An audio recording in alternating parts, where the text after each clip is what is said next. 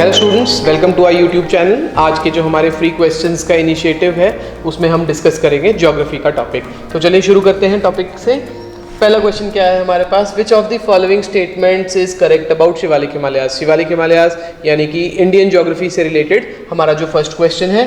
देखिए क्या ऑप्शंस देता है आपको, these are known for their continuity. ठीक है जी, ये ऑप्शन हिमालय माउंटेन्स का जो शिवालिक रेंज है वो अपनी कॉन्टिन्यूटी के लिए जाना जाता है। केवल एक पार्ट है, ये नोट कर लीजिएगा, तीस्ता रैदक रीजन, तीस्ता और उसकी ट्रिब्यूटरी है रैदक, वहाँ पे ये टूटता है। उसके अलावा ये कॉन्टिन्यूअस माउंटेन चेन है। तो जी हाँ, ये सही ऑप्शन है। दोनों अपनी कॉन्टिन्यूटी के लिए ये पहाड़ जाने जाते हैं। दूसरा हमारे को ऑप्शन दे रहा है कि Shivaliks are gaining height every year. बिल्कुल ठीक कह रहा है जी। ये जो शिवालिक माउंटेन्स है वो न्यूएस्ट माउंटेन है, यंगेस्ट माउंटेन है in terms of tectonic formation.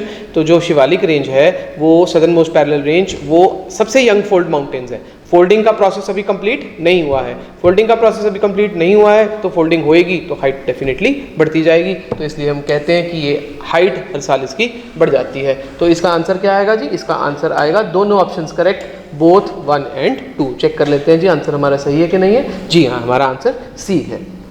अगले सवाल पे चलते हैं। कौन सा सवाल है ये भी इंडियन ज्योग्राफी से रिलेटेड है। Which of the following statement is are correct. Mawsynram is the wettest place in the world. बिल्कुल ठीक है जी। Mawsynram which is located in Meghalaya, just about 32 kilometres from Cherrapunji, is the wettest place in the world. Cherrapunji is located in Jaintia hills. ये गलत statement है। Cherrapunji is located इन खासी hills, और खासी में भी कहाँ? साउथ खासी हिल्स। खासी में भी कहाँ? साउथ खासी हिल्स। इंडियन मानसून में हम पढ़ते हैं कि मानसून का जब एक ब्रांच सदर्न खासी हिल्स में अंदर चला जाता है तो वहाँ से बढ़ नहीं पाता क्योंकि उसकी फनल शेप्ड है और वो ट्रैप कर लेता है। इसीलिए खासी हिल्स वेटेस्ट प्लेस है। मैसन एंड चिरापुंजी बोथ लाई इन दी खासी हिल्स। तो इसका आंसर हमारा होना चाहिए पहला ठीक है, दूसरा गलत है, यानी कि ओनली 1 हमारा ऑप्शन ए अपने को आंसर में चाहिए। मैं चेक करता रहता हूँ कि कहीं कुछ गड़बड़ ना हो। नेक्स्ट क्वेश्चन है, which of the following statement is correct. Indian geography का ही है सारा क्वेश्चन आज। Himalayan mountains are tectonically unstable. Yes, they are tectonically unstable. Why they are tectonically unstable? Because the folding process is going on. So they are tectonically unstable mountain. हमारा जो Deccan reason है, हमारा जो दक्षिणी रीजन है, Deccan reason जिसको हम बोलते हैं, जो गोंडवाना रीजन है, that is one of the oldest units और वो tectonically stable रीजन है। Western Ghats and Nilgiris are relatively comparatively stable landforms. ठीक है जी। Western Ghats comparatively stable landforms है, हिमालय टेक्टोनिकली अनस्टेबल लैंडफॉर्म है। तो दोनों स्टेटमेंट करेक्ट है। मुझे लगता है काफ़ी आसान क्वेश्चन था, तो आंसर सी आना चाहिए जी। Both 1 and 2 are correct, answer is C. Next सवाल पे चलते हैं। Which of the following statements, सारे ही एक ही फॉर्मेट है आज, स्टेटमेंट्स करेक्ट और इंडियन का। ब्रह्मपुत्र देख के मुझे पता लग गया कि इंडियन का क्वेश्चन होगा। Brahmaputra river basin has the largest catchment area in India. Brahmaputra river basin does not have the largest catchment area in India. The largest catchment area is of course of river Ganga. पूरा का पूरा Indo Gangetic plain ही catchment area है गंगा और उसकी tributaries का।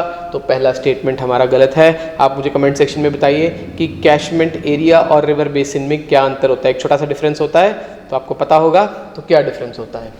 दूसरा सवाल क्या है जी, Brahmaputra is the longest river of India. ये भी गलत है जी।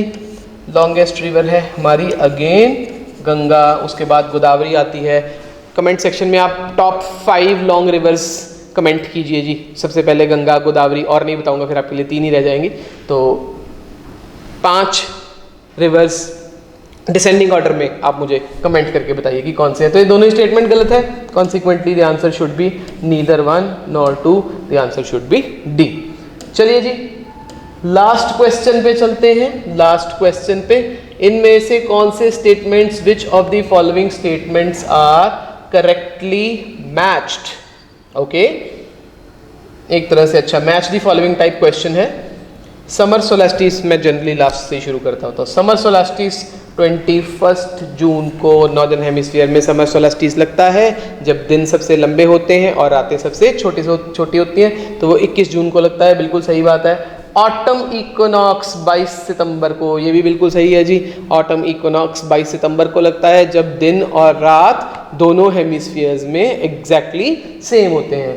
तीसरा स्टेटमेंट है जी वर्नल इक्विनॉक्स मार्च, ये गलत हो गया जी, ये गलत हो गया जी यहाँ पे। वर्नल इक्विनॉक्स मार्च 21 और मार्च 20 को लगता है, तो ये स्टेटमेंट गलत है जी। हमारा सेकंड और थर्ड करेक्ट है। आप मुझे कमेंट सेक्शन में बताइए कि इसमें एक विंटर सोलास्टिस मिसिंग है, वो किस दिन लगता होता है। तो इसका हमारा आंसर आएगा 2 और 3, 2 and 3। So the correct answer is C. Thank you for watching our videos.